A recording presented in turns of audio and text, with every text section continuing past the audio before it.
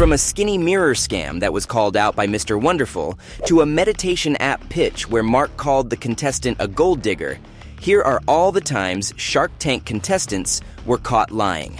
Everyone knows that you gotta have solid research to back your pitch on the Shark Tank stage. Sadly, the skinny mirror founder, Belinda James, fell short of that and got caught as a liar by the sharks. I think her product wasn't worth all this drama either, because if you're a woman trying to sell other women a mirror that helped you look skinnier than you are, you just can't expect it to blow up. That's clearly a failed product. And if Belinda hadn't been caught lying, I bet the sharks would have sent her home because her pitch was doomed right off the bat. Not be part of this sham, because that's what that's fine. And look, you can smile all you want, but the truth is you're lying to people. But then, she decided to quote some numbers that had everyone scratching their heads. Belinda valued her company at $1 million and asked the sharks for a $200,000 investment for a 20% share in her business. But after such a massive request, she admitted that people could buy skinny mirrors anywhere, proving that her product wasn't so special. So the sharks call her out as a con, but even that didn't make her stop, as she started going on and on about how her product could help businesses sell more, when women visited their stores and tried on clothes in front of the skinny mirror. But the sharks were done at this point, and O'Leary decided to pull the plug, forbidding every shark to ever invest in this gig. I'm out, but I also forbid any other shark in investing in this. Belinda's business wasn't going to make much profit anyway, so these guys really did her a favor. And the same goes for Chimera and its creator Jason Woods, who got one of the worst kickouts in the show. Jason, you're not an entrepreneur, you're a wantrepreneur. 10 years you couldn't figure out how to go and get a product and sell it. Find somebody else to run the business, but it's not gonna be me. I'm out. Jason was pitching an electric bodyboard, which seemed cool enough, and had all the specs you'd need in a product like this. Jason was asking for $250,000 for 20% of his company, and the sharks were almost convinced this one was worth it, until they realized that this guy's got the whole package, except for a business plan. Turns out that for the past 10 years, Woods invested a whopping $130,000 of his own money, and even then, had come up with only a prototype. He had no customers, no patents, and no business plan on how to grow his company. He was ready to take his product to the next level. But who's gonna rely on that? Not the sharks, of course, which is why Mark called him full of crap, and Damon John said this was the worst pitch he'd ever seen on the show. I gave it to you straight. It's the worst pitch I've ever seen. I'm out. So the lesson is, never try to sell your business based on market stats, because you're gonna be called out right away, just like Lisa D'Amato was called a liar by Cuban in her Dare You Go pitch. Her product was a children's bib and food storage container that had 3 compartments parents could fill, and if their kid didn't eat all the food, they could fold the bib to create sealed boxes for the food. There you go, sharks. There you go. Lisa, Wow. you wanna show us the feed? Even her business plan was solid.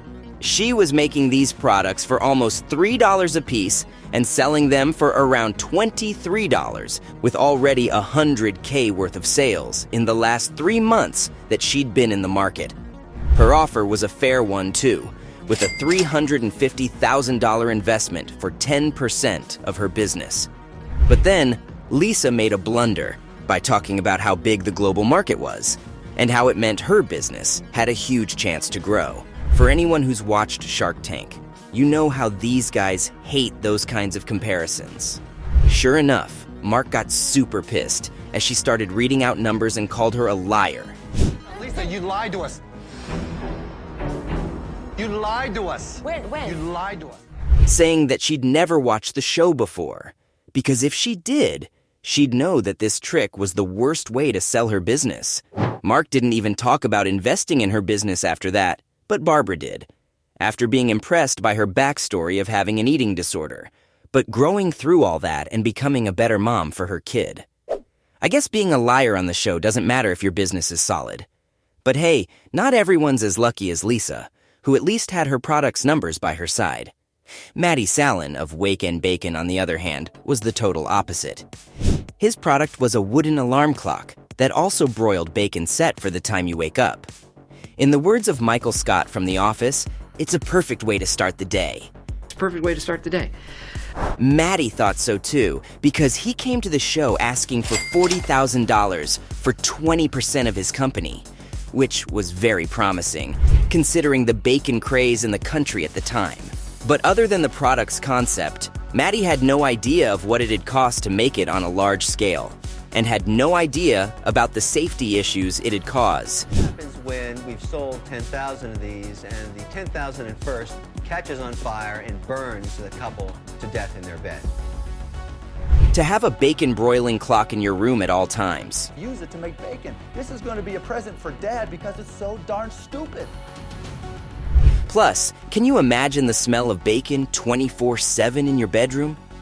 It's clear Matty didn't think his pitch through, and it was as if he'd just woken up one day, watched that episode of The Office, and decided he'd make a product that was gonna bowl all the Michael Scotts of the world. Sure, breakfast in bed's great, but I don't want to cause a fire if that's what it takes. The Sharks said they'd add this idea to their museum of really bad ideas that kill people. And that was all for the Bacon Man.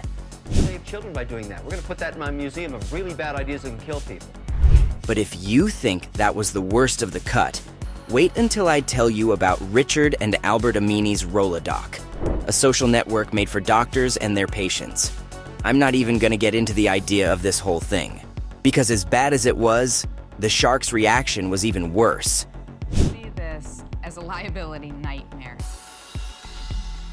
And Mark hated it so much, he went up and shook both brothers' hands, congratulating them on giving the worst Shark Tank pitch ever. Worst presentation ever. I'm out. The brothers were asking for $50,000 for 20% of their app, but even though they were using a lot of buzzwords, the Sharks felt they were flat out lying to their faces. Sir, how do I make money? He keeps on saying social media, social media. This is all one-to-one communication. Because they didn't even have an app to show for their idea, and they were trying to mislead the judges into a scam project just because they were doctors. So clearly that one tanked, but not as badly as Pavlok, a product idea by Manish Sethi. That had no research backing up the concept. He pitched a wristband that'd be programmed in a way that it shocked its wearer whenever they were performing a bad habit. The point here is that this isn't based on anything that you've done. Right. The product was inspired by Pavlov's theory of conditioning, and at first it felt like it was a super well-tested and thought-out concept. Guys, the people love it. How can you guys be so gullible? Read the evidence. We're not being gullible. Up until the Sharks found out that no research was done on the idea. It wasn't even tested for effectiveness, except in an 8-person pilot program with the University of Massachusetts at Boston. But you don't have any proof that it changes your taste buds. You don't have any testing. And to think the guy was asking for a whopping $500,000 for 3% of his business. To top it all off, he also said he didn't want any investment from O'Leary, saying he had personal reasons for that. Shock yourself for a minute. You're a combination of spontaneous combustion and ADD mixed together. Well, he was kicked out faster than Pavlov could ring his bell. But even he didn't receive the kind of treatment Yuna Kim did for her app, Simple Habit. Now, Kim's background on the show was solid, including a degree from Stanford Business School and a history of selling another company. Here, she was pitching a meditation app that competed with the likes of Calm and Headspace, and was asking for $600,000 for a 5% stake in the business. But here's the catch. Kim already had a customer base. Increase marketability and the value to your product. But you really didn't value us. And even investors lined up, which was what angered Mark Cuban, who said she already had so much money and celebrity endorsements that her pitch for the Sharks was nothing but a scam. He went on to call her a gold digger, which caused a huge blow-up, with fans calling him sexist for using that insult. That's what she is. She's a gold digger. She's a gold digger. No, she's not a gold digger. Did you just call me a gold digger? When he could simply just reject Kim's idea and go on with his day. Safe to say, Kim never got a deal from the Sharks, and was even called out for being a liar, which just goes to show that these guys do not let any contestant go scot-free. So, from a meditation app pitch where Mark called the contestant a gold digger, to a skinny mirror scam that was called out by Mr. Wonderful, those were all the times Shark Tank contestants were caught lying.